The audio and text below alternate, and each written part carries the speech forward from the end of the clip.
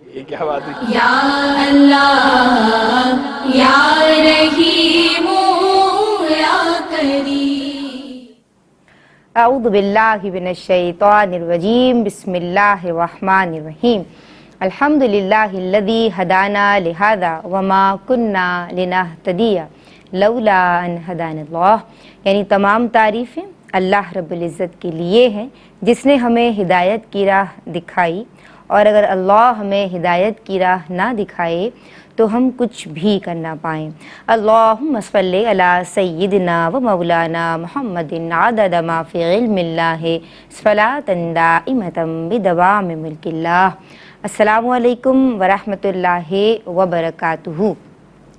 جناب، خواتین کی دینی تربیت اور اصلاح کے تعلق سے ARYQTV پہ خواتین، بہنیں، مائیں، بچیاں، گرلز اپنا پسندیدہ پروگرام ہماری بہنوں کے ساتھ ہمارے ساتھ دیکھتی ہیں، جس میں ہماری کوشش یہ ہوتی ہے کہ ہر گھر تک، آپ کی دہلیز تک شریعت مطہرہ کی تعلیمات کو، احکامات کو جناب پہنچایا جا سکے آسان اور عام فہم انداز میں۔ آپ کی پسندیدہ عالمات ہمارے پروگرام میں مدعو کی جاتی ہیں اور آپ کے پسندیدہ مفتی صاحب آن بھی پر براہ راست ہماری رہنمائی فرماتے ہیں۔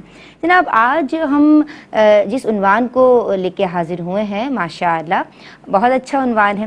ہم نے گزشتہ پروگرام میں بھی بات کی کہ ہمارا یہ پیارا مذہب جو کہ مذہب اسلام ہے، دین اسلام ہے، یہ ہر شعبے کے لیے مکمل رہنمائی فراہم کرتا ہے، یعنی ان ادر ورڈز یہ مکمل ضابطۂ حیات ہے۔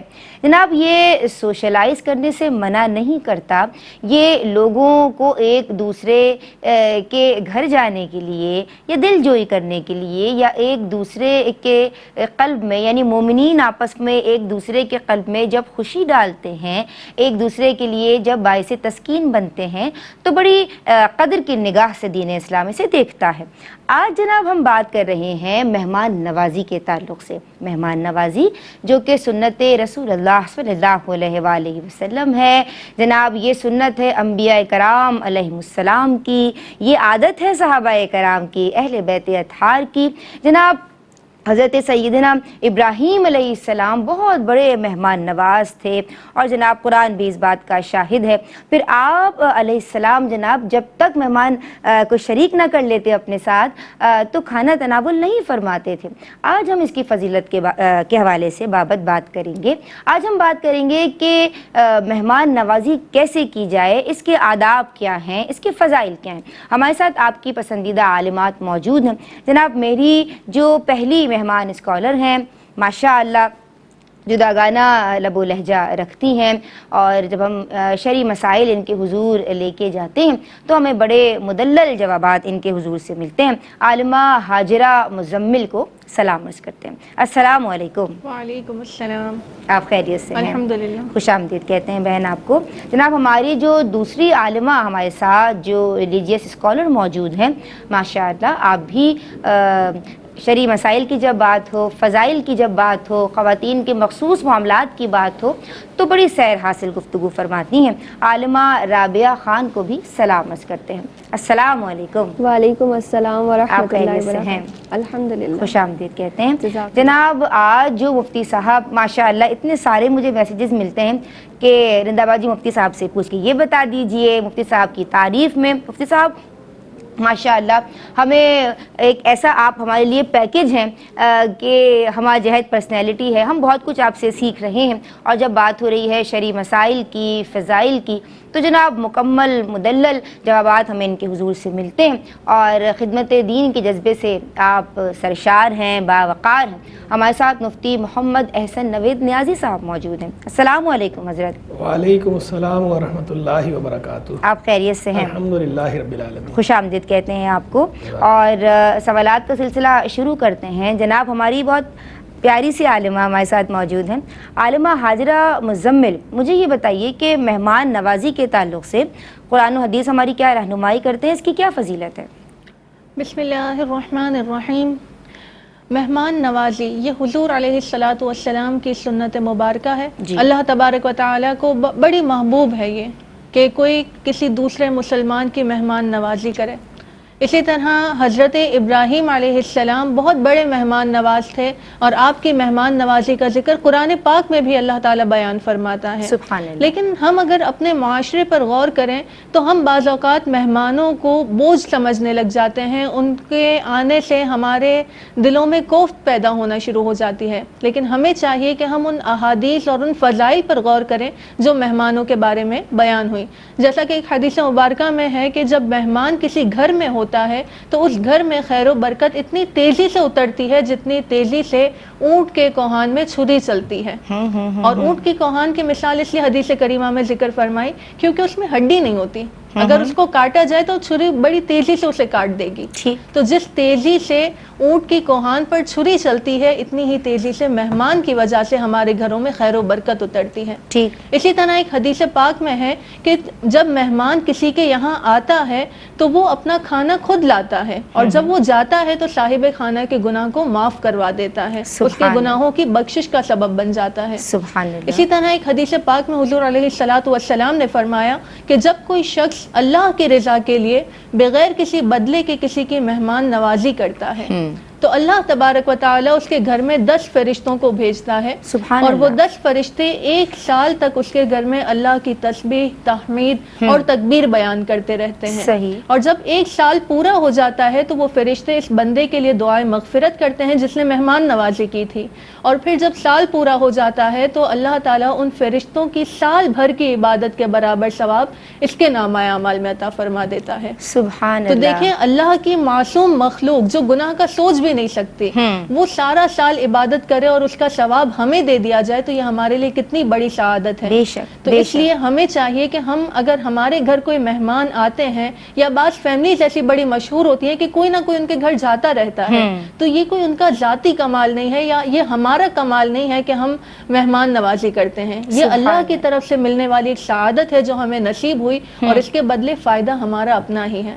اگرچہ بظاہر ہمیں لگے کہ کوئی آتا ہے تو بڑا ہمارا خرچہ ہو جاتا ہے، تو ہمارا وقت بڑا لگ جاتا ہے، لیکن یہ تمام چیزیں ایک طرف، اس کے بدلے میں ملنے والی خیر و برکت ایک طرف، اگر ہماری نظر اس پر ہو تو انشاءاللہ تعالیٰ کبھی بھی مہمان کے آنے سے ہمارے دل میں کراہت پیدا نہیں ہوگی. اللہ تعالیٰ ہمیں صحیح طور پر مہمان نواز بننے کی توفیق عطا فرمائے. اللہم آمین. جناب آج بہنیں مشقت میں پڑھنا جو ہے وہ بہتر نہیں سمجھتی اور آسان اور سیدھی زندگی گزارنا چاہتی ہیں.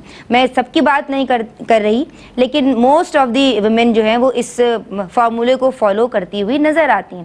جب مہمان آ رہے ہوتے ہیں تو کوفت کا یا ذہنی اذیت کا شکار ہو رہی ہوتی ہیں، اور اس کا اظہار وہ اپنے گھر والے سے، اپنے ہسبینڈ سے یا گھر والوں سے کر رہی ہوتی ہیں. اس حوالے سے انہوں نے بھی ضمنی طور پہ گفتگو فرمائی ہے. آپ اس کو جاری کیجئے، کیری آن کیجئے. میں آپ تک یہ سوال لے کے آؤں گی، کیا آداب ہیں آج ہماری بہنوں کو مہمان نوازی کے تعلق سے، کن آداب کو سیکھنے کی ضرورت ہے؟ بسم اللہ الرحمن الرحیم. دیکھیں جیسا کہ سسٹر نے کافی ماشاءاللہ پیارا ذکر بیان فرمایا کہ مہمان نوازی ایک بہت ہی مبارک اور بہت ہی پیارا عمل ہے، کیونکہ یہ ہمارے انبیاء علیہ السلام کی سنت مبارکہ ہے، اور سب سے بڑھ کر بالخصوص حضور نبی کریم صلی اللہ علیہ وآلہ وسلم کی سنت مبارکہ ہے. تو بہرحال جب عمل اتنا خوبصورت ہے تو اس کے اثر اسی وقت ہمیں جو ہے وہ بہترین اثر اسی وقت حاصل ہوگا جب ہم اس کے آداب کا شریعت کے پہلو سے خیال رکھیں.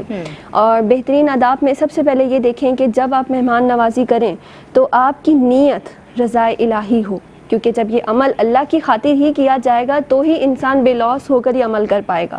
اور آپ کا کوئی مقصد وابستہ نہ ہو. جیسے ہم اکثر کسی کو بہت اچھے سے ہوسٹ کرتے ہیں، لیکن مقصد ہوتا ہے کہ اپنی کوئی ڈیل پاس کروانی ہے، یا پھر جو ہے وہ اپنا کوئی کام نکلوانا ہے، اپنی کوئی بات منوانی ہے، تو ہم اس طرح کرتے ہیں. کالر ہمارے ساتھ ہی شامل کر لوں. السلام علیکم. السلام علیکم. وعلیکم السلام ورحمۃ اللہ وبرکاتہ. کیا سوال لے کے آئی ہیں بہن؟ 2 کوسچن ہے. جی. ایک کوسچن یہ ہے کہ ہیلو. جی میں آپ کو سن رہی ہوں، سوال کیجئے. جی میرا ایک کوسچن یہ ہے کہ میں نا یہ ایک کمیٹی ہے، مجھے اس کمیٹی کا نام نہیں یاد آ رہا، تو وہ قرضے دیتی ہے، بغیر سود کے قرضے دیتی ہے. تو اپنی مرضی سے اگر کوئی 150 جمع کروائے، کیونکہ ان کا خرچہ وغیرہ ہوتا ہے، تو اپنی مرضی سے اگر 150 جمع کروانا چاہے تو ٹھیک ہے، نہ جمع کروانا چاہے تو وہ مطلب مانگتے نہیں ہیں. تو کیا نام ہے میں یہ قبضہ لے سکتی ہوں؟ اور ٹھیک ہے، بہت شکریہ. آپ کی کمیٹی والا سوال ہم نے نوٹ کر لیا ہے. ایک بریک لے رہے ہیں، ہمارے ساتھ رہیے، درود پڑھتے رہیے، حاضر ہوتے ہیں. اللہ بسم اللہ الرحمن الرحیم. السلام علیکم ورحمۃ اللہ. جناب، دین اور خواتین میں تمام دیکھنے والوں کا خیر مقدم کرتے ہیں. آج ہم بات کر رہے ہیں مہمان نوازی کے تعلق سے. آپ کی پسندیدہ عالمات آن دی سیٹ موجود ہیں اور آن بی پر براہ راست مفتی محمد احسن نوید نیازی صاحب ہماری رہنمائی فرمائیں گے. جی، بریک سے قبل ہم عالمہ رابعہ سے مہمان نوازی کے آداب سیکھ رہے تھے. جی بسم اللہ الرحمن الرحیم. جیسا کہ پہلے عرض کیا کہ نیت جو ہے وہ اس کو اپنا درست کیجئے سب سے پہلے تو، کہ رضائے الہی کی خاطر ہی جو ہے وہ آپ مہمان نوازی کیجئے. اور دیگر جو مقاصد ہیں، کیونکہ سم ٹائمز عمل تو بہت اچھا ہوتا ہے لیکن ہم جیسے نبی کریم صلی اللہ علیہ وآلہ وسلم نے فرمایا انما الاعمال بالنیات، یعنی اعمال کا دار و مدار نیت پر ہے. تو ہم کبھی کبھار نیت کے اچھے نہ ہونے کی وجہ سے اس کا بہترین اجر، اس کی برکتوں کو ضائع کر دیتے ہیں. صحیح. تو نیت اچھی رکھیں، اللہ تعالیٰ کی رضا کی خاطر جو ہے وہ مہمان نوازی کریں، اور خاص کوئی مقصد وابستہ نہ کریں مہمان نوازی کے ساتھ، تاکہ اس کی شرعی برکات بھی حاصل کر سکیں. اس کے بعد جب مہمان گھر پر تشریف لائے تو اس کو اچھے سے ویلکم کریں. سب سے پہلے تو یعنی کہ عام آسان سے الفاظ میں کہ اس کو اچھے سے ویلکم کر کے جب آپ بیٹھنے کا کہیں تو ایسا نہ ہو کہ آپ اس کو بٹھا کر خود چلے جائیں اور وہ سب انتظار کر رہا ہے، یا ایک ہوتا ہے نا کہ انسان تکلف میں مبتلا ہو جاتا ہے یا اریٹیٹ ہو رہا ہوتا ہے یا انکمفرٹیبل فیل کرنے لگ جاتا ہے. تو اس طرح سے بٹھائیں کہ آپ خود بھی ساتھ بیٹھیں اور اس کو مصروف کریں کہ جب تک آپ کچھ پیش کرتے ہیں، کھانے کے لیے کچھ تناول کرتے ہیں یا ساتھ، تو مل کے کریں. اگر جس طرح بہت زیادہ فیملیز ہیں، اس آپ کو اب خود ہوسٹ بھی کرنا ہے اور کوئی ایک ممبر تو ہے نہیں، سب کو بھی دینا ہے، کیونکہ اکثر ضروری تو نہیں کوئی ایک دو ممبرز ہی مہمان بن کر آئیں، کبھی کبھار پوری فیملیز ہوتی ہیں، گیدرنگز ہوتی ہیں. تو اگر بڑے زیادہ لوگ تعداد میں ہیں تو آپ سب کو ہوسٹ کر رہے ہیں ڈفرینٹ جگہوں پہ جا کر، لیکن اگر کم ہیں تو آپ خود بھی ساتھ بیٹھ جائیں تاکہ ان کی دل جوئی ہو یا انہیں اچھا لگے، وہ کمفرٹیبل فیل کریں، وہ جو ہے وہ تکلف میں مبتلا نہ ہوں. اس کے بعد جو ہے وہ جب وہ کھا لیں یا کھا رہے ہوں تو آپ جو ہے انہیں اور پوچھیں کہ انہیں کسی چیز کی کمی تو نہیں، تنگی تو نہیں، کیونکہ کبھی کبھار کسی انسان کا دل چاہ رہا ہوتا ہے لیکن وہ تکلف میں کچھ کھا نہیں پا رہا ہوتا ہے، کچھ کہہ نہیں پا رہا ہوتا. تو آپ اپنی طرف سے اس طرح سے خیال رکھیں کہ اسے یہ تنگی محسوس نہ ہو. خود سرو کریں، خود پوچھیں، یا کوئی چیز ہے دور رکھی ہوئی تو خود آگے رکھ دیں تاکہ وہ کچھ لے لے. اس کے ساتھ جان کے دور رکھیے کہ واپس آ جائیں، مہمان خرچی نہ ہو. یہ تو پھر مہمان نوازی کے آداب کے خلاف ہے. یعنی کہ جب آپ نے رکھا ہے تو پھر تنگ دلی کا مظاہرہ نہ کریں. اس میں یہ خیال رکھیں کہ جب کر رہے ہیں وہ اپنا رزق تو خود لے کر آ رہا ہے، جیسا پہلے ہی کہا کہ یہ تو ہمارے لیے اعزاز ہے کہ ہم کسی کو ہوسٹ کریں، نہ کہ بلکہ احسان ہے کہ اللہ تعالیٰ نے ہمارے گھر کو چنا اس برکت کے لیے اور اس خدمت کے لیے. تو بہرحال جب آپ اسے کھانے کے لیے کچھ پیش کریں تو اچھے سے خوش دلی کے ساتھ نہ کہ بچائیں، اور جب پیش کریں تو پوچھ لیں ساتھ ساتھ تاکہ وہ انکمفرٹیبل فیل نہ ہو کہ کچھ کھانا چاہ رہا ہے اور پھر لے بھی نہیں پا رہا ہچکچاہٹ کے باعث. اور اس کے بعد جو ہے وہ جب وہ کھا لیں تو کچھ دیر رکنے کا کہیں، لیکن یہ خیال رکھیں کہ وہ کوئی کسی خاص پیشے سے تعلق نہ رکھتے ہوں یا ان کی مصروفیات کو پیش نظر رکھ لیں، کیونکہ سم ٹائمز کچھ لوگوں کا اپنے بزی شیڈولز ہوتے ہیں اور وہ ڈیسائیڈڈ ہوتے ہیں اور وہ کسی کے جگہ پہ ایک دعوت پہ آ جاتے ہیں لیکن اب ان کو جانے کی بھی جلدی ہوتی ہے کیونکہ راستہ بھی دور ہے یا بہت ساری چیزیں ان کے پیش نظر ہوتی ہیں. تو آپ کی وہ محبت میں رک تو رہے ہوتے ہیں لیکن ان کے لیے بھی نقصان کا باعث یا حرج کا باعث بن رہا ہوتا ہے. تو اس بات کا ہم خود سے خیال رکھیں کہ ہم انہیں پریشان نہ کریں، بلکہ اگر وہ واقعی ایزیلی بیٹھ سکتے ہیں تو انہیں آفر کریں کہ آپ ضرور تھوڑی دیر اور بیٹھ جائیے. لیکن اگر وہ خود جانا چاہتے ہیں تو ان کے جانے میں بھی آسانی کریں، نہیں انہیں خوشی سے جو ہے وہ گڈ بائی کریں یا ان کو جو ہے دروازے تک چھوڑ کر آئیں. جس طرح سے بہت اچھا سا آپ کہیں کہ سامنے والا جیسے آیا تھا خوشی خوشی تو جائے بھی خوشی خوشی، کیونکہ سم ٹائمز ایسا ہوتا ہے کہ ہم کسی کو ویلکم تو بہت اچھا کرتے ہیں لیکن جاتے جاتے کچھ ایسا کر دیتے ہیں کہ ساری محنت پہ پانی پھر جاتا ہے. تو اگر ہم ان تمام آداب کا، ان تمام باتوں کا خیال رکھیں گے تو انشاءاللہ اللہ کی رحمت سے امید ہے کہ جو مقصد اور جو خوبصورتی مہمان نوازی سے حاصل ہوگی، دلوں میں محبت میلان کا بڑھنا، تو انشاءاللہ ضرور حاصل ہوگی اور اجر عظیم بھی ضرور. بہت پیاری گفتگو آپ کی جانب سے. مفتی صاحب، میں مزید تبصرے کے لیے آپ کی سمت آؤں گی. مہمانوں کو جو ہے وہ مہمانوں کو دیکھ کے اپنے لیے آزمائش سمجھنا یا انہیں کوفت سمجھنا یا کوفت محسوس کرنا یا خوش نہ ہونا کہ اب تو یہ ہمارے ہی مہمان آتے رہتے ہیں، ہم تو کہیں جاتے نہیں ہیں. تو بہنوں کی آپ اس حوالے سے کس طرح ذہن سازی کریں گے کہ اس کی کتنی فضیلت ہے اور یہ عمل باعث خیر و برکت ہے، سنت رسول ہے؟ بسم اللہ الرحمن الرحیم صلی اللہ علیہ حبیب محمد وعلی آلہ وصحبہ وبارک وسلم۔ مہمان باعث برکت ہوتا ہے اور مہمان نوازی تو عظیم سنت ہے، اور حضور جان عالم علیہ الصلوۃ والسلام نے اس کی بہت زیادہ ترغیب دلائی ہے۔ کئی احادیث اس کی فضیلت اور اس کی اہمیت کے بیان پر مشتمل ہیں۔ ایک مشہور حدیث ہے، حضور جان عالم علیہ الصلوۃ والسلام نے ارشاد فرمایا خیرکم من اطعم الطعام ورد السلام، تم میں سب سے عمدہ وہ ہے جو لوگوں کو کھانا کھلائے اور سلام کا جواب دے۔ یعنی یہ لوگوں کو کھانا کھلانا اور سلام کا جواب دینا، یہ دو ایسے نیک عمل ہیں کہ ان کی بنا پر ان اعمال کے کرنے والے کو حضور نبی کریم علیہ الصلوۃ والسلام سب سے افضل قرار دے رہے ہیں۔ اچھا، یعنی یہ بھی ہمارے دین کا مطالبہ ہے، دین کا ہم سے تقاضا ہے۔ جس طرح نماز، روزہ، زکوٰۃ، حج وہ دین کے مطلوب ہیں، دین کا تقاضا ہے ہم سے کہ ہم نے وہ عبادات بجا لانی ہیں، اسی طرح معاملات کے اندر بھی ہم نے کشادہ قلبی کا مظاہرہ کرنا ہے اور ان معمولات کو بھی درست کرنا ہے، یہ بھی ہمارے دین کا تقاضا اور مطالبہ ہے۔ تو آپ کو ایسی کئی احادیث ملے گی کہ جس کے اندر اپنے معاملات لوگوں کے ساتھ درست رکھنے والے کو سب سے عمدہ قرار دیا گیا ہوگا، کیونکہ دین کا تصور تو یہ ہے کہ نماز روزے وغیرہ میں تو سب برابر ہیں، وہ سب نے کرنا ہی کرنا ہے، ویسے ہی ان کی ذمہ داری ہے، وہ ان کا فریضہ ہے بنیادی، وہ انہوں نے کرنا ہے۔ اس کے بعد آگے پھر ان کے اندر بہتری کا معیار کیا ہوگا، ان کے اندر کرائٹیریا کیا ہے، وہ جتنا لوگوں کے ساتھ، اللہ کی مخلوق کے ساتھ جس کا تعلق جتنا اچھا ہوگا اللہ کی رضا کے لیے۔ اللہ کی رضا کا اس لیے جو ہے میں بار بار کہا کرتا ہوں کیونکہ ثواب ملتا ہی تبھی ہے جب اللہ کی رضا کی نیت سے کریں گے۔ ذاتی مفاد کے لیے کریں گے یا بغیر کسی نیت کے کریں گے تو وہ عمل تو پھر بھی وہ ہو ہی جانا ہے، لیکن اس پہ پھر کوئی ثواب نہیں ملنا۔ کوئی بشارتیں جو احادیث میں بیان ہوئیں یا آیات میں بیان ہوئیں وہ اسی صورت میں ہے کہ جب کہ بندہ اللہ کی رضا کے لیے لوگوں کے ساتھ حسن سلوک سے پیش آئے۔ تو لوگوں کو کھانا کھلانا تو ویسے ہی عمدہ کام ہے، اور بالخصوص مہمان کو کھانا کھلانا، مہمان نوازی کرنا، یہاں تک فرمایا گیا حضور جان عالم علیہ الصلوۃ والسلام نے ارشاد فرمایا لا خیر لمن لا یضیف، کہ جو بندہ مہمان نوازی نہیں کرتا اس میں کوئی خیر نہیں۔ یعنی آپ یہ دو حدیثوں کو سامنے رکھیں، ایک حدیث میں سب سے عمدہ اس کو قرار دیا جا رہا ہے کہ جو لوگوں کو کھانا کھلاتا ہے، اور دوسری میں یہ بتایا جا رہا ہے کہ جو مہمان نوازی نہیں کرتا تو اس میں کوئی خیر ہے ہی نہیں۔ دوسروں سے اچھا ہونا تو دور کی بات ہے، اس میں سرے سے خیر ہی کی نفی کی جا رہی ہے۔ تو میرے خیال میں کال ہے، کال لیجیے پھر عرض کریں۔ بہت شکریہ حضرت۔ السلام علیکم، ایک کالر ہمارے ساتھ ہیں۔ وعلیکم السلام، کیسی ہیں آپ؟ ٹھیک ہے الحمدللہ علی کل حال۔ کیا سوالات لے کے آئی ہیں پیاری میرا بہن؟ ایک سوال یہ ہے کہ میرے پاؤں میں زخم پڑا تھا تو میں نے سرکل والا جو ہے نا سنی پلاس وہ لگا لیا تھا، اسپاٹ والا۔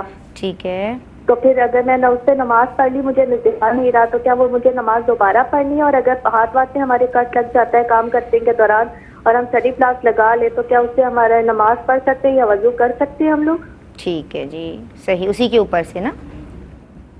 ٹھیک ہے، بہت شکریہ، آپ نے ہمیں کال کی۔ جی حضرت۔ جی تو میں عرض کر رہا تھا کہ دوسری حدیث مبارک میں یہ ارشاد فرمایا گیا کہ لا خیرہ فی من لا یضیف، اس میں کوئی خیر نہیں جو مہمان نوازی نہیں کرتا، یعنی اس بندے کے اندر خیر کے ایلیمنٹ کی، خیر اور کے بہن یہ کہیں کہ وہ تو ہمیں بلاتے ہی نہیں ہے تو ہم کیوں بلائیں؟ یا کی سرے سے ہی نفی کر دی گئی ہے۔ دیکھیں اصل احسان تو یہی ہے جو آپ کو نہیں بلا رہا، جو آپ سے توڑ رہا ہے سل من قطع کا، تو اصل تو اللہ کی رضا کا ظہور وہی ہوگا نا کہ پتہ چلے گا کہ آپ واقعی اللہ کی رضا کے لیے کر رہے ہیں۔ ورنہ اگر کوئی آپ کو بلا رہا ہے اور آپ بدلے میں اس کو بلا رہے ہیں تو مطلب یہ ہوا کہ یہ آپ اس کے احسان کا بدلہ احسان سے دے رہے ہیں۔ یہ بھی اچھی بات ہے، دینا ہے آپ نے، ایسا نہیں کہ کوئی بلا رہا ہے تو آپ بولے ہم نہیں بلائیں گے، اگلے نے آپ کو بلایا تو آپ بھی اس کو بلائیں، احسان کا بدلہ احسان ہی سے دیں۔ لیکن جو آپ کو نہیں بلا رہا وہاں تو آپ زیادہ کریں کہ وہ وہاں اصل آپ کا امتحان ہے، اور وہاں اگر آپ اللہ کی رضا کی نیت سے کریں گے تو آپ کو زیادہ اجر ملنے کی امید ہے اللہ کی رحمت سے۔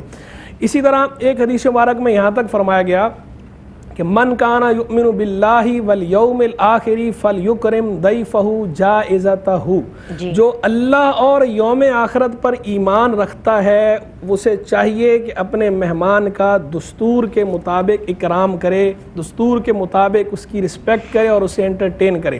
پوچھا گیا کہ یا رسول اللہ صلی اللہ علیہ وسلم دستور کے مطابق کیا ہے؟ تو حضور نبی کریم علیہ الصلوۃ والتسلیم نے ارشاد فرمایا یوم و لیلہ، یعنی ایک دن اور ایک رات یہ دستور کے موافق اکرام ہے۔ کیا مطلب؟ یعنی ایک دن اور ایک رات آپ نے پرتکلف کھانا پیش کرنا ہے یا پرتکلف دعوت کرنی ہے حسب استطاعت. پھر آگے فرمایا وَالضِّیَافَةُ ثَلَاثَةُ أَيَّامٍ, اس کے بعد عام دعوت جو ہے وہ 3 دن تک ہے. فَمَا كَانَ وَرَاءَ ذَلِكَ فَهُوَ صَدَقَةٌ عَلَيْهِ, اور جو 3 دن سے بڑھ جائے تو پھر ارشاد فرمایا کہ وہ اس پر صدقہ ہے. اب وہ ضیافت کی حد سے باہر نکل گیا, ضیافت کی حد 3 دن ہے. آگے صدقہ ہے, آپ کرنا چاہیں ٹھیک ہے, نہیں کرتے تو بھی آپ سے کوئی مطالبہ یا مواخذہ اس پر نہیں ہے آپ پر. لیکن تیسری جگہ یہ بھی فرمایا گیا حدیث مبارک کے اندر, صحیح مسلم کی حدیث ہے کہ کوئی بندہ اتنا نہ رکے اپنے بھائی کے پاس کہ اسے گناہ میں مبتلا کر دے یا اسے حرج میں ڈال دے. تو پوچھا کہ حرج میں ڈالنے سے کیا مراد ہے, کیسے حرج میں پڑے گا؟ فرمایا اس کے پاس اتنا رک جانا کہ اب اس کے پاس کوئی ایسی صورت نہیں کہ وہ اس کی مہمان نوازی نہیں کر پائے. تو یعنی دوسرے پر بوجھ نہیں بننا چاہیے, یہ بھی ہمیں احادیث کے اندر تلقین فرما دی گئی ہے. یعنی ایک طرف نصیحت ہے ہم لوگوں کو یہ کہ ہم نے لوگوں کی مہمان نوازی کرنی ہے, یعنی میزبانی کرنی ہے, ہم نے انہیں ہوسٹ کرنا ہے, انٹرٹین کرنا ہے جائز طریقے سے شرعی حدود کے اندر.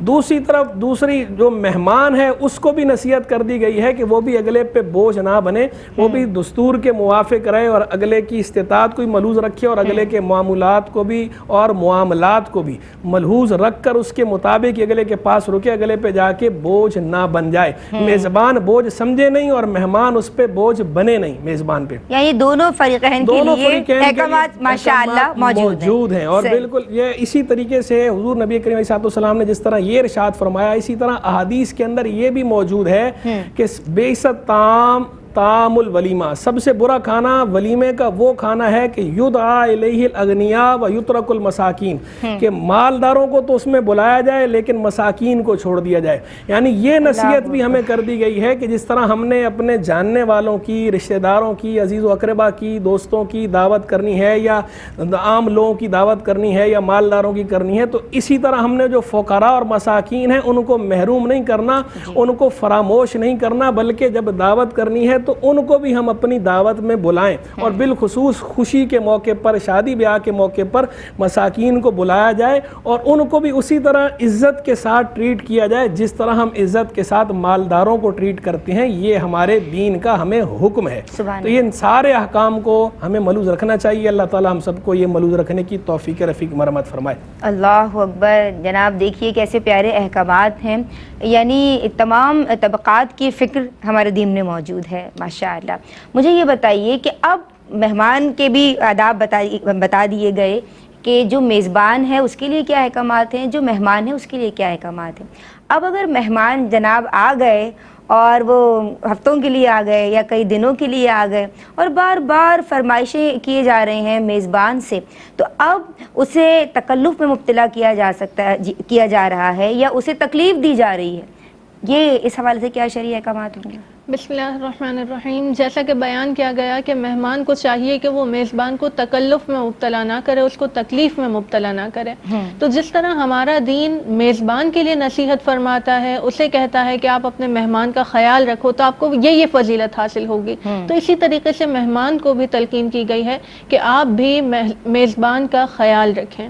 اور پھر میزبان کا خیال مختلف طرح سے رکھا جا سکتا ہے, اور اس میں مہمانوں کی بھی 2 طرح سے کیٹیگریز ہو جائیں گی کہ ایک تو ہوتے ہیں قریبی مہمان, جیسے بھائی بہن ہو گئے, ماں باپ ہو گئے یا اولاد ہو گئی, یہ بڑے قریب کے رشتہ دار ہیں. اگر یہ ہمارے گھر آتے ہیں اور فرمائشیں بھی کرتے ہیں تو اس میں کوئی مذائقہ نہیں ہے, بالکل کر سکتے ہیں.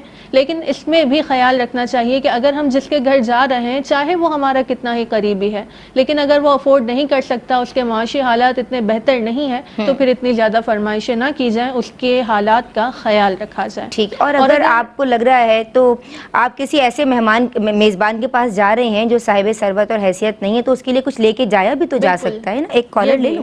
السلام علیکم. وعلیکم السلام. جی بہن, کیا نام ہے اور کیا سوال کرنا چاہتی ہیں؟ میرا نام روبی فرزانہ ہے. روبی فرزانہ, خوش آمدید کہتے ہیں. دین اور خواتین میں کیا سوال کرنا چاہتی ہیں؟ آواز کم آ رہی ہے. جی روبی بہن, کیا پوچھنا چاہتی ہیں؟ خوش آمدید کہتے ہیں. میں چاہتی ہوں کہ میں اپنے بھائی کی شادی کرنا چاہتی ہوں, مگر دوسرے بہن بھائی کہہ رہے ہیں کہ ابھی نہیں کرو اس کی شادی, آگے اور بہنیں بھی بیٹھی ہوئی ہیں, وہ باہر رہتا ہے. وہ باہر رہتی ہیں. ہمیں گناہ ہوگا یا ان لوگوں کو گناہ ہوگا؟ ہم تو چاہ رہے ہیں کہ اپنے بھائی کی شادی کر دیں. اچھا ٹھیک ہے جی, بہت شکریہ آپ نے ہمیں کال کی. مفتی صاحب سے یہ سوال میں ضرور لوں گی. اس وقت ایک بریک لے رہی ہوں, اپنے لبوں کو درود پاک سے تر رکھیے. حاضر ہوتے ہیں. اللہم صلی علی سیدنا. بسم اللہ الرحمن الرحیم. السلام علیکم ورحمۃ اللہ. جناب, دین اور خواتین میں اپنے تمام ویورز کو ویلکم کرتے ہیں. بات کر رہے ہیں مہمان نوازی کے تعلق سے. آپ کی پسندیدہ عالمات اور مفتی صاحب ہمارے ساتھ موجود ہیں. آپ کے سوالات بھی شامل کر رہی ہوں, کانٹینٹ کے سوالات بھی میرے پاس ہیں. اور مجھے یہ بتا رہی تھیں عالمہ ہاجرہ مزمل کہ مہمان بن کے کہیں ایسا جانا کہ میزبان کو تکلف میں ڈال دینا کیسا ہے؟ تو اگر قریبی کوئی رشتہ دار ہیں تو آپ ان سے ریکویسٹ وغیرہ کر سکتے ہیں, فرمائش بھی کر سکتے ہیں, لیکن ان کے معاشی حالات کا خیال رکھا جائے. اور اگر ہم کسی کے گھر جا رہے ہیں اور وہ ان کے معاشی حالات زیادہ بہتر نہیں ہیں یا بہتر ہیں بھی, تو یہ بھی ہمیں کرنا چاہیے کہ ہم کوئی تحفے تحائف لے کر جائیں تاکہ ان کے دل میں خوشی ہو کہ وہ ہماری اچھے سے میزبانی کر سکیں. اور اگر دور کے مہمان ہیں تو پھر ان سے بلا وجہ فرمائشیں کرنا یا پھر ان کے اوپر بوجھ بن جانا, ایسے وقت میں جانا کہ جو وقت ان کے آرام کا ہو یا ان کے وقت میں خلل ڈال دینا, یہ چیزیں قطعاً غیر مناسب ہیں. اسی طرح بعض لوگوں کا طریقہ ہوتا ہے کہ انہیں جہاں بٹھایا جاتا ہے وہ وہاں بیٹھتے نہیں ہیں بلکہ پورے گھر میں سروے کرنے لگ جاتے ہیں یا پورے گھر میں تانک جھانک کرنا اور پھر کمنٹس بھی پاس کرنا کہ آپ کے گھر کے پردے تو ایسے ہیں اور آپ کے گھر کے صوفے تو ایسے خراب ہو گئے ہیں. تو یہ طریقہ بالکل درست نہیں ہے. مہمان بے شک اللہ کی رحمت ہے, لیکن اسے بھی رحمت بن کے رہنا چاہیے, نہ کہ وہ زحمت بن جائے. پہلے زمانے میں اگر ہم دیکھیں تو اگر کوئی مہمان کسی کے گھر جاتا تھا تو اگر اسے صرف کھجور بھی دے دی جاتی وہ راضی ہو جاتا تھا. لیکن ہمارے ہاں تو اس بات پر جھگڑے ہوتے ہیں کہ اس نے مجھے پانی کا گلاس تک نہیں پوچھا. ارے بہن, چائے نہیں پلاؤ گی؟ بالکل. کولڈ ڈرنک نہیں پلاؤ گی؟ یہ والی نہیں, یہ بلیک نہیں پسند ہے, وائٹ پسند ہے. اپنی فرمائشوں کے دروازے کھول دینا یہ قطعاً غیر مناسب ہے. احتیاط لازم ہے اس سلسلے میں. جناب, مہمان کو بوجھ سمجھنے والی بہنیں, یہ کچھ ویسے ہی سوال ہو گیا, تو آپ بھی ذرا, میں چاہتی ہوں کہ ان کی بات بھی آگے بڑھائیں کہ مہمان کو کیا سیکھنا ہے اور میزبان کو کیا سمجھنا ہے. بسم اللہ الرحمن الرحیم. دیکھیں, سب سے پہلے تو جیسا کہ پروگرام کے شروع میں ہی ذکر کیا گیا کہ مہمان نوازی نبی کریم صلی اللہ علیہ وآلہ وسلم کی سنت مبارکہ, حضرت ابراہیم علیہ السلام کا بالخصوص خاصہ ہے. تو کتنا پیارا عمل مبارکہ ہے. تو جب آپ یہ مہمان نوازی کرتے ہیں اور اس سے بہترین یعنی کہ بے شمار خیر و برکات جو ہیں وہ حاصل ہوتی ہیں, جیسے مفتی صاحب نے بھی ذکر فرمایا اور بے شمار خیر و برکات گنوائی بھی. تو اس کے ساتھ اگر آپ یہ عمل نہیں کرتے, مثال کے طور پر آپ اوائڈ کرتے ہیں اس چیز کو, تو یہ سنت کی خلاف ورزی ہو جائے گی, جو کہ ایک مناسب عمل نہیں ہے. کیونکہ بے انتہا جہاں سے اجر مل رہا ہے, اور ایک مومن کے لیے کتنی سعادت کی بات ہے کہ وہ اجر سمیٹے, لیکن وہ اجر سمیٹنے کے بجائے اس موقع کو یا ایسے موقع کو رائگاں جانے دے, تو یہ کتنی جو ہے وہ کہہ لیں کہ بوجھ سمجھ رہا ہے کہ میرا خرچہ ہو رہا ہے, مجھے اس کی خاطر تواضع کرنی پڑ رہی ہے. بیرا روی کی بات ہے بالکل. تو اس میں دیکھیں, سب سے پہلے تو یہ خیال رکھیں کہ اگر کوئی مہمان آپ کا من چاہا, کیونکہ جیسا مفتی صاحب نے کہا کہ آزمائش تو وہیں پہ شروع ہوتی ہے جہاں پہ آپ کی چاہت نہیں اور آپ کو وہ عمل کرنا ہے, کہ اصل امتحان وہیں پہ شروع ہوا کہ یہ عمل آپ نے اللہ کی رضا کے لیے کرنا تھا یا اپنی خوشی اپنے مقصد کے لیے. تو اگر کوئی مہمان ایسا ہے کہ آپ کے لیے آپ کو دل میں بوجھ محسوس ہو رہا ہے یا کوفت محسوس ہو رہی ہے, تو بہرحال جیسے کوئی کبھی نہیں آتا اور آپ اس سے ملنا بھی نہیں چاہتے اور اچانک سے آ جائے, تو آپ رضا الہی کی خاطر انہیں ہوسٹ کریں, مہمان نوازی کریں اور اللہ ہی کی رضا کا حصول دل میں ارادہ رکھیں. بہرحال دل میں اگر کوئی کیفیت پیدا بھی ہوتی ہے اس سلسلے میں تو اظہار نہ کریں, کیونکہ یہ ایک اخلاقی طور پہ ایک اچھا عمل نہیں ہے. اور انشاءاللہ اللہ کی رحمت سے امید ہے کہ اللہ تعالیٰ اس پیدا کو دل میں ایک چیز کے آنے کو درگزر فرمائے گا.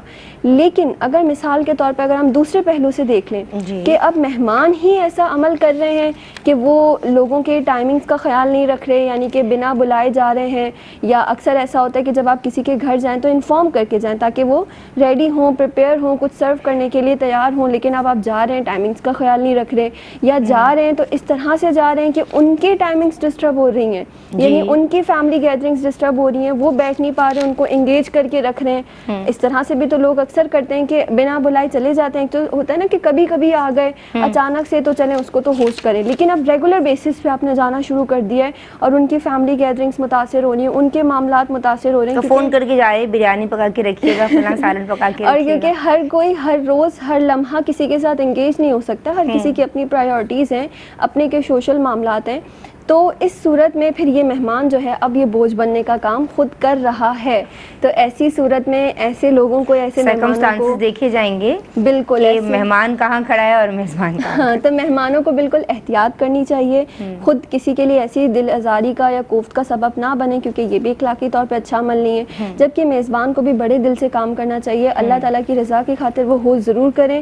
اور دونوں ہی جب اس باتوں کا خیال رکھیں گے, چاہے وہ مہمان ہے چاہے وہ میزبان, جب دونوں اپنی اپنی پوزیشنز کا خیال رکھیں گے اور اس بات کا اظہار, یعنی کہ بے شک اس بات کو اپنے فارورڈ رکھیں گے کہ ہم نے دل آزاری کا سامان نہیں کرنا اور جیسی تعلیمات ہیں ویسے ہی ان معاملات کو سر انجام دینا ہے, تو یقیناً جو اس سے بینیفٹس ہیں, آپس میں محبت کا بڑھنا, پیدا ہونا, یعنی محبت کا دلوں میں پیدا ہونا, ایک دوسرے کی طرف مائل ہونا, اور پھر معاشرے میں ایک اچھی ترقی کا محسوس ہونا, اخلاقی سربلندی کا دیکھا جانا, تو یہ سب جو ہے پھر ہمیں ضرور حاصل ہوگا. اور پھر انشاءاللہ تعالیٰ اللہ کی رحمت سے اس میں بہترین بے شمار اجر کی امید رکھی جائے گی. خوش رہیے, بہت پیارا میسج. مفتی صاحب, میری بہن کہہ رہی ہیں کہ ایک کمیٹی ایسی ڈالی ہے جو کہ بغیر سود کے ہے, یا وہ قرضے دیتی ہے بغیر سود کے, یا وہ کوئی کمیٹی ہے جو ایسا کام کرتی ہے بغیر سود کے قرضے دیتی ہے, لیکن اپنی مرضی سے, کیونکہ ان کا اپنا بھی ایک اسٹاف ہے اور خرچہ ہوتا ہے, کوئی اگر 150 یا جو بھی رقم دینا چاہے وہ دے دے, تو کیا یہ بھی سود ہوگا؟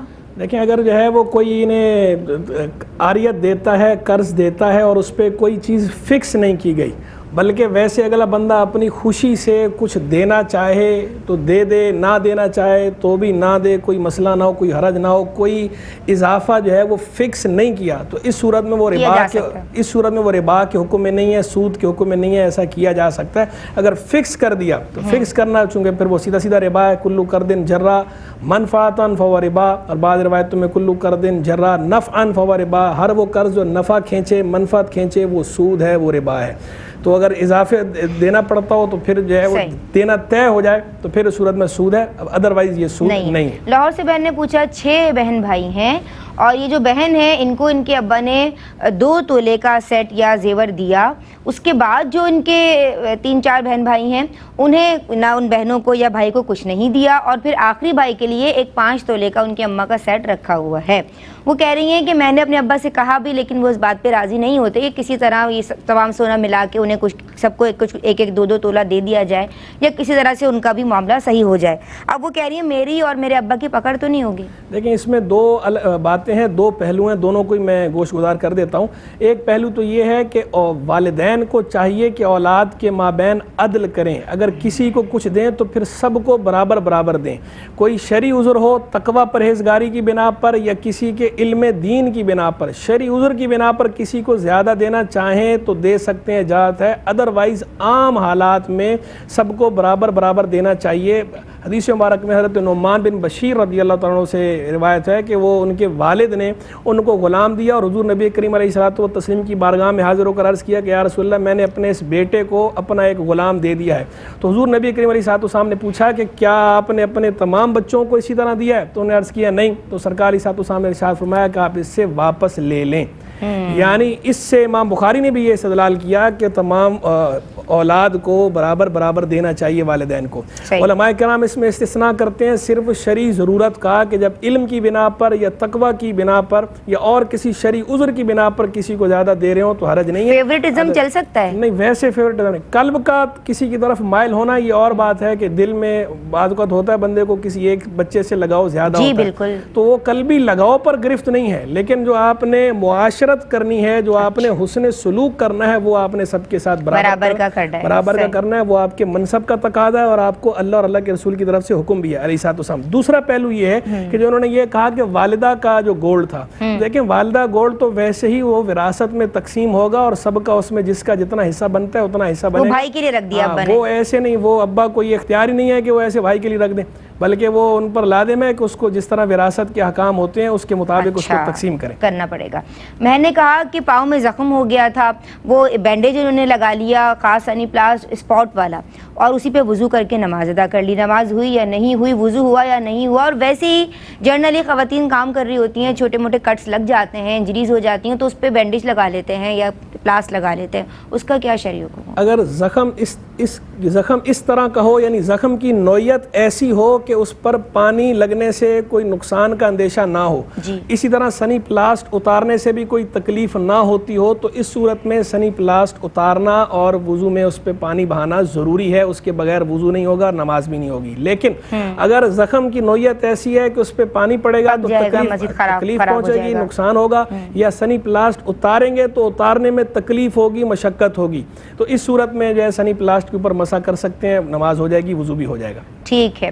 اچھا، میری بہن روبی نے پوچھا ہے کہ وہ بھائی کی شادی کرنا چاہ رہے ہیں لیکن دوسرے بہن بھائی منع کر رہے ہیں، وہ باہر رہتا ہے، گناہ کس پہ ہوگا؟ دیکھیں، اگر جو ہے وہ اس میں شادی میں تو ہم یہ کہتے ہیں کہ جتنا جلد ممکن ہو سکے کر دینی چاہیے، کوئی اور عذر نہ ہو تو اس صورت میں شادی کر دیں۔ رہ گئی بات یہ ہے کہ دوسری بہنیں بھی بیٹھی ہوئی ہیں نا، دوسری بہنیں بیٹھے ہونا یہ کوئی ایسا عذر نہیں ہے کہ اس کی بنا پہ بھائی کی شادی میں تاخیر کی جائے، لیکن اگر وہ کوئی ایسا شرعی معاملہ نہیں ہے کہ جس کی بنا پر بھائی پر شادی جو ہے وہ فرض یا واجب کے درجے تک چلی گئی ہو، تو اس صورت میں اگر کوئی تھوڑی تاخیر بھی کرتا ہے تو اس تاخیر پہ بھی کوئی ہم سخت حکم نہیں لگائیں گے۔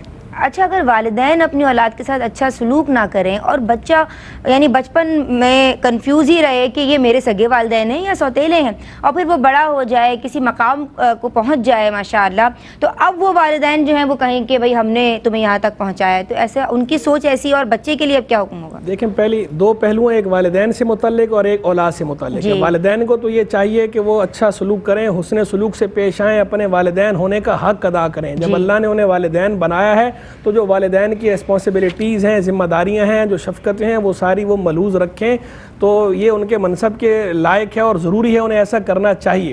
اب دوسرا پہلو جو ہے وہ اولاد سے متعلق ہے کہ اگر والدین نے اچھا سلوک نہیں بھی کیا تو بہرحال وہ والدین ہیں، حسن سلوک نہ کرنے کی وجہ سے وہ درجہ والدین سے خارج نہیں ہو جائیں گے، وہ آپ کے والدین ہی رہیں گے۔ آپ کے لیے بہرحال یہی حکم ہے کہ آپ ان کے ساتھ حسن سلوک سے پیش آئیں، ان کے حق کو ملحوظ رکھیں، ان کے حقوق ادا کریں۔ والدین کے لیے تو یہاں تک تاکید ہے کہ اگر والدین کافر بھی ہوں تو اس صورت میں بھی والدین کی تعظیم برقرار ہے والدین ہونے کی بنا پر، اور جو ان کے وہ حقوق ہیں جو شریعت سے نہ ٹکراتے ہوں، دین سے نہ ٹکراتے ہوں، وہ حقوق بہرحال ادا کیے جائیں گے۔ لہذا والدین نے اگر آپ کے ساتھ حسن سلوک نہیں کیا تو آپ اس کا بدلہ جو ہے ترکی بترکی نہ دیں، اینٹ کا جواب پتھر سے نہ دیں، آپ اچھا بن کے دکھائیں اور انہیں جو ہے وہ اس کا اچھا بدلہ دیں۔ گزشتہ پروگرام میں سوال آیا تھا مقام برزخ کے تعلق سے۔ برزخ دیکھیں، جب بندہ مر جاتا ہے تو بندے کے مرنے سے لے کر قیامت تک کا جو درمیانی پیریڈ ہے، یہ ٹینیور، اس پورے ٹینیور کو کہا جاتا ہے برزخ۔ برزخ کا معنی ہوتا ہے آڑ، پردہ۔ چونکہ یہ اس دنیا اور اس دنیا یعنی آخرت کے بیچ میں ایک پردہ ہے، اسی لیے اس کو برزخ کہا جاتا ہے، اور خود قرآن مجید فرقان حمید میں بھی اس کو برزخ کہا گیا، وَمِن وَرَائِهِمْ بَرْزَخٌ إِلَىٰ يَوْمِ يُبْعَثُونَ، اور مرنے کے بعد ان کے مابین ایک پردہ ہوتا ہے اس وقت تک کہ جب وہ اٹھائے جائیں گے قیامت کے دن۔ تو یہ برزخ کا تعلق ایک اعتبار سے اس دنیا کے ساتھ ہے اور ایک اعتبار سے اس دنیا کے ساتھ ہے۔ اس اعتبار سے اس دنیا کے ساتھ ہے کہ بندے کے اعمال جو ہے وہ پیش ہوتے رہتے ہیں، اپنے قریبی رشتہ داروں کو، والدین کو، اسی طرح دعا پہنچتی ہے، ایصال ثواب جو کرتے ہیں تو وہ ثواب پہنچتا ہے، اور عذاب اور ثواب، جزا اور سزا، اس اعتبار سے یہ آخرت سے متعلق ہے، اور اس دنیا میں واپس نہ آنے کے اعتبار سے بھی یہ آخرت سے متعلق ہے۔ مردوں کو پتہ چل جاتا ہے کہ مجھے کسی نے ایصال ثواب بھیجا؟ جب بھیجا جاتا ہے تو اس طرح انہیں پتہ چل جاتا ہے۔ اچھا، پتہ چل جاتا ہے۔ بہت شکریہ مفتی صاحب آپ کا۔ میں عالمہ ہاجرہ مزمل آپ کی شکر گزار ہوں۔